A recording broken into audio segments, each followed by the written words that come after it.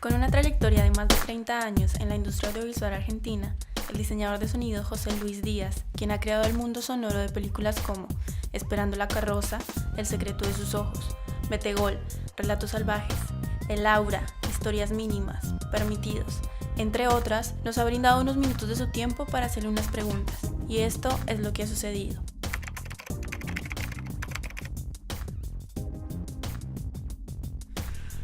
Las ventajas de la captura de sonido directo es que son muchísimas. La primera es una en donde los actores, el primer factor es que los actores interactúan entre sí. Entonces es una situación relativamente teatral, relativamente normal para los actores. Es más fácil que lleguen al llanto, a la risa, a donde corresponda emocionalmente hablando, si tienen el feedback del otro. Eso en lo que a actuación se refiere.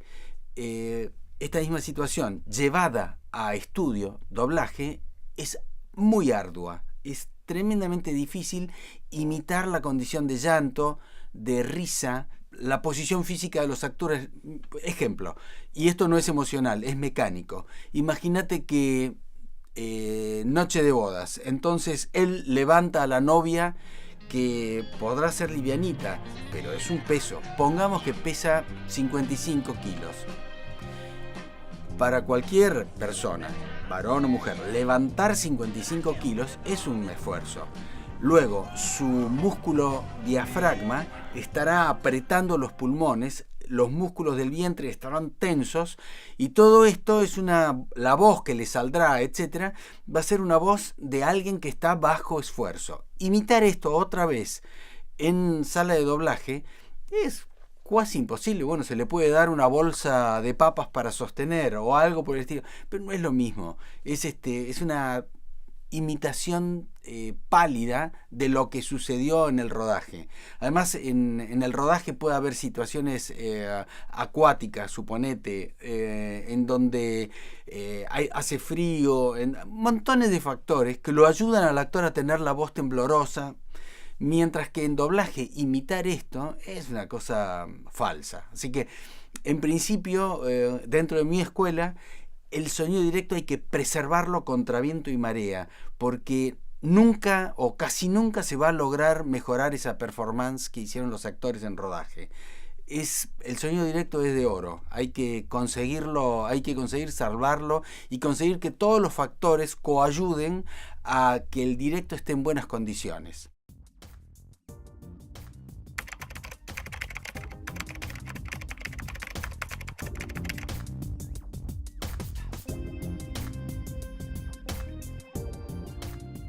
La captura de sonido directo o sonido de referencia en ese caso, es exactamente igual a la de sonido directo. Porque en realidad nunca se sabe si ese plan se va a cumplir. Nunca se sabe si eso que se planeaba como doblaje después efectivamente sucede. El norte, lo que se persigue permanentemente es que se salve el sonido directo. Y salvar suena a zafar. A término, no, todo tiene que estar tan bien, tan perfecto como sea posible. De todas maneras, hay veces en las que se sabe que no va a andar. ¿Por qué?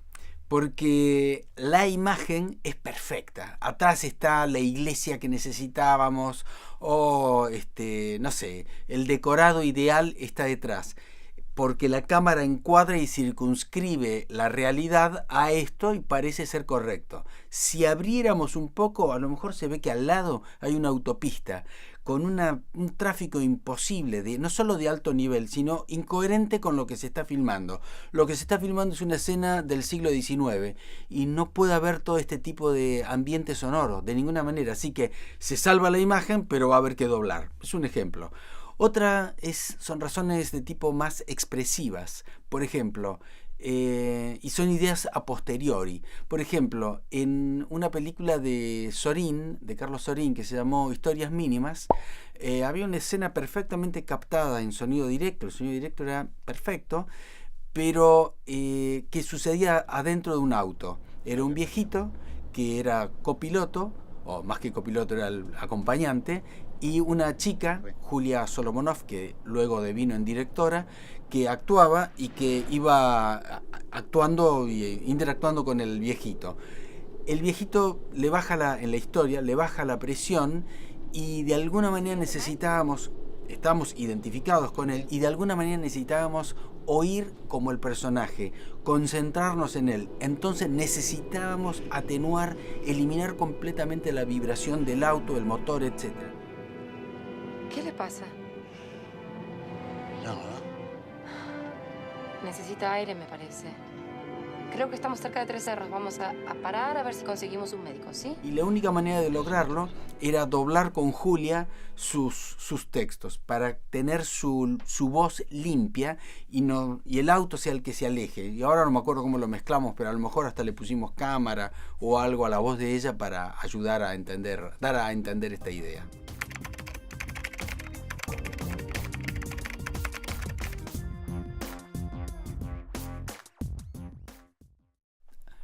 Mi relación con el jefe de sonido directo es muy variada. A menudo recibo llamadas de ellos advirtiéndome que están en problemas en una secuencia y que están haciendo lo posible por salvarla, pero si sigue así en el resto del día, me están advirtiendo, va a haber que doblarla, no me eches la culpa. A veces sucede esta conversación. A veces piden, ¿qué preferís? Que grabe de esta manera o de la otra en función de lo previsto o en función de... Se creía que iba a ser un decorado poco reverberante, pero es tremendamente reverberante. Nunca nadie mencionó que era así, que era de paredes lisas, que no hay un mueble, que no hay una alfombra, que nada, que todo es horrendo. Entonces... ¿Cómo preferís hacer las cosas? Eventualmente se nos puede ocurrir, por ejemplo, ni bien terminada la secuencia, pidan grabarla otra vez con el micrófono bien cerca y sin la cámara funcionando. Es una suerte de sonido solo o wild track, en función de tener chances a ver si ese acting, que es irreproducible luego en doblaje o pálidamente reproducido luego en doblaje, y tener mejores chances de poder usar el sonido directo, que no sería sonido directo sino un wild track o un sonido solo que nos ayuda a intentar resolverlo. Eso es una solución y puede haber otras, ¿sí?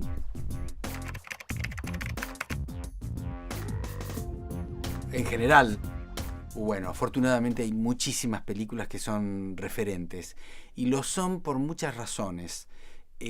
Algunas porque fueron un antes y un después en la narración cinematográfica. Mucha de esta charla que estamos teniendo está concentrada en rodaje, sonido directo versus doblaje. Esta respuesta que estoy dando es mucho más wide, es mucho más ancha, en el sentido de lo tomo más por el lado del lenguaje cinematográfico. Entonces, hay muchas películas que son referentes desde el punto de vista de el cómo se cuenta. Ejemplo, por supuesto, Apocalipsis Now es una película que nos cambió la manera de pensar de muchísimas cosas. Mucho del cine francés nos ha impresionado muchísimo, a mí me ha impresionado muchísimo porque hacen una captura de sonido directo muy delicada.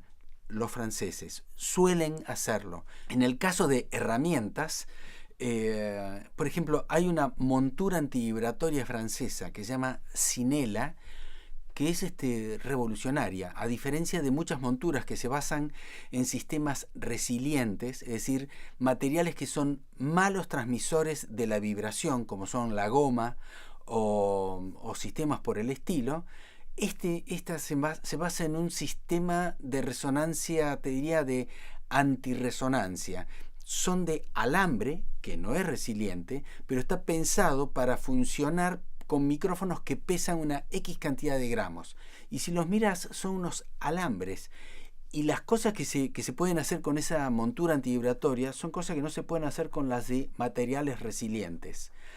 Por otro lado, esta misma marca, Sinela, tiene unas paravientos que son asombrosos. todo el paraviento está montado en un sistema antivibratorio, el paraviento. Entonces es como que es casi difícil que golpeando la caña llegue esa vibración hasta el propio micrófono. Entonces hay muchas cosas que suceden en exteriores que se pueden hacer gracias a estos paravientos, que son relativamente grandes, que no se pueden hacer con los sistemas tradicionales.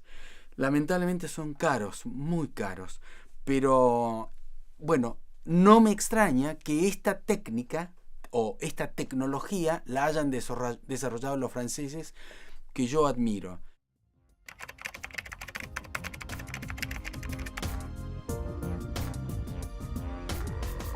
No, han sido varios. Una película muy difícil de hacer ha sido Metegol. En animación no existe nada, a diferencia de la ficción ordinaria con actores hechos y derechos, cámara, bla, bla, bla. Porque al capturar el sonido directo viene completo. De alguna manera abrió la puerta, se desplazó, hizo los ruidos de ropa. Aunque nosotros luego hagamos una suerte de sweetening, de endulzamiento, mejoramiento, la base es impecable. A diferencia de esto, y tremendamente realista, a diferencia de esto, el cine de animación es un cine que nada, es un canvas vacío. No hay nada, no hay nada. De allí que conocedores de esta ausencia 100% de todo, a Diego Gatt, un colaborador desde hace muchos años, se le ocurrió la idea de que la captura de sonido para esa película sea hecha a través de que los actores se muevan de verdad y tratar que toda la secuencia esté capturada como si fuera sonido directo, que los actores se desplacen, que los microfonistas los persigan, como si fuera sonido directo. Fue una muy buena base, pero claro, esto se hizo en un estudio. Entonces, las voces eran muy verosímiles, los actores agradecieron mucho esto porque tenían feedback el uno del otro. El director también lo agradeció mucho porque sentía que la pelea funcionaba, en el caso de dos actores que se pisotean y qué sé yo, en un enfrentamiento casi de celos. No me provoques, no me provoques, Beto, en serio te lo digo, no me provoques, salí de acá, no te me acerques. ¿Qué? Imagínate resolverlo con un micrófono. Un actor hace su parte imaginando la respuesta del otro, asciende en su apuesta versus a tenerlo interactuando con el otro. Es incomparable. Pero había que recrear todo lo demás, todo el foley, todo, que siempre hay que hacerlo, pero aquí había que hacer mucho. ¡Wow! El trabajo fue en el orden de 4 veces más de lo que un largometraje normal. O sea, como 4 largometrajes es lo que costó hacer el sonido, el esfuerzo para nosotros de hacer el sonido de esa película. Esa fue una. La otra película que también nos costó muchísimo fue Relatos Salvajes. Lo fue por varias razones. Por un lado, porque el director es un director que tiene un mundo intenso. Es decir, es un tipo que no es que le da lo mismo esto que lo otro, no. Se la imaginó de una manera específica, o al menos sabe lo que no quiere. Entonces hubo que satisfacer este universo que a veces estaba balbuceado, a veces era preciso con todos los signos de puntuación, el font, o sea, el tipo de letra, mayúscula aquí, etcétera. A veces tenía unos pedidos de una precisión sorprendente. Entonces, satisfacer estas solicitudes no fue una cosa cómoda.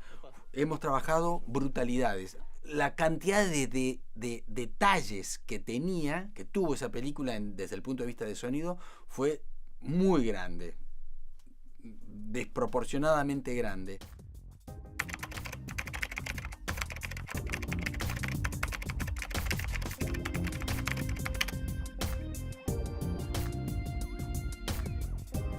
Bueno, estas dos que mencioné recién son 2 películas de las que me siento orgulloso. Metegol, Relatos Salvajes. Prácticamente todas las que hice con Sorín también me siento orgulloso. Historias mínimas, El perro, El gato desaparece y Días de pesca. A mí me gustan como suenan.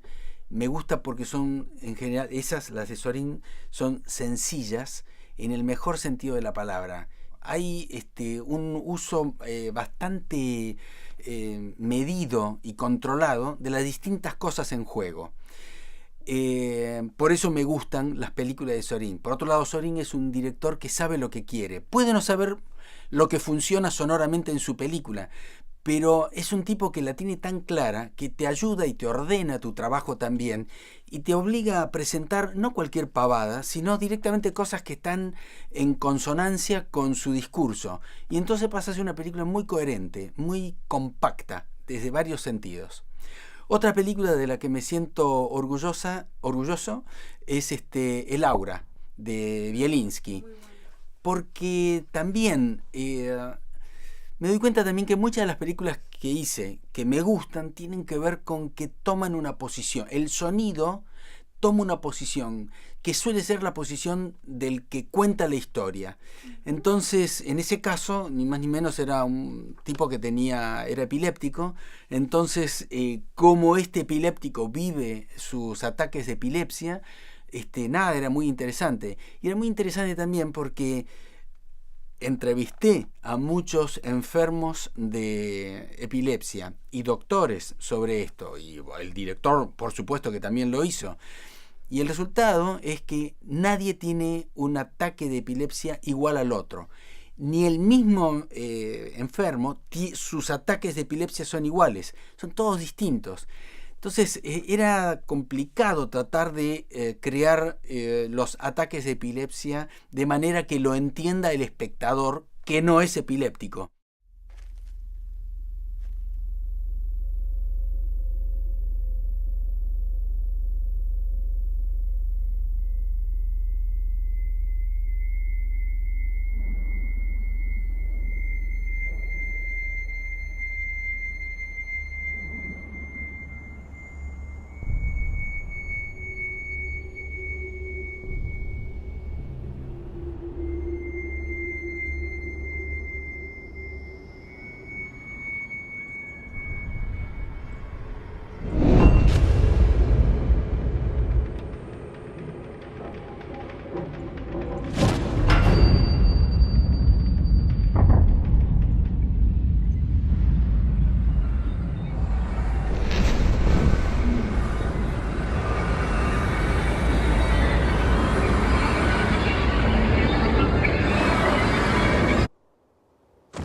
Y bueno, probamos muchas cosas y terminamos haciendo unos ataques que yo llamo así, ataques epilépticos abstractos, desde el punto de vista que son sonidos sin forma, que no se entiende claramente qué es. Y bueno, por eso esa película me gusta. Además me gusta que tiene poco texto, entonces dejó mucho espacio para el territorio off a desarrollar.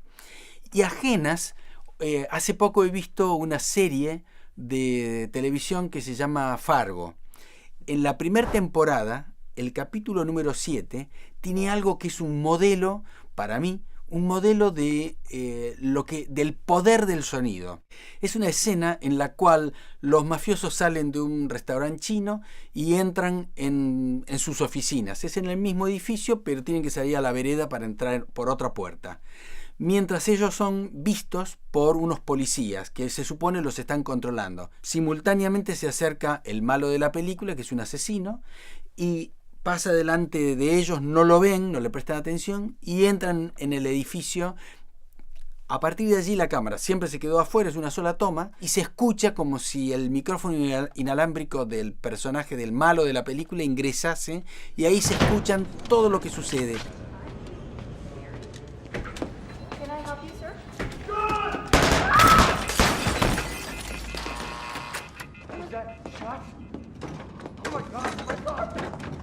Drop it!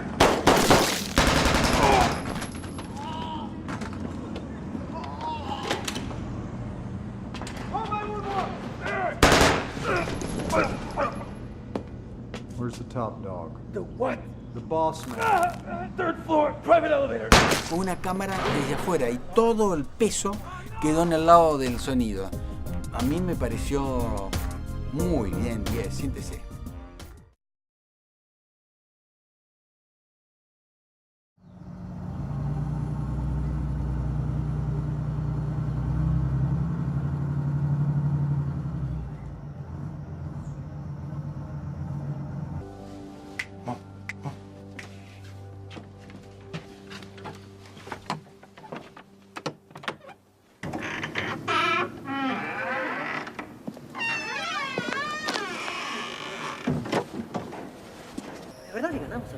4-3, Amadeo.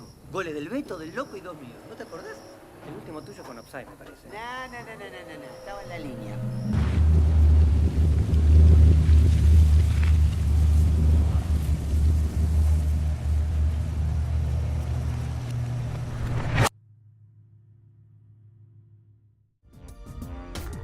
Queremos agradecer la amabilidad de José Luis por habernos concedido esta entrevista, permitirnos conocer su estudio y contarnos un poco de sus experiencias.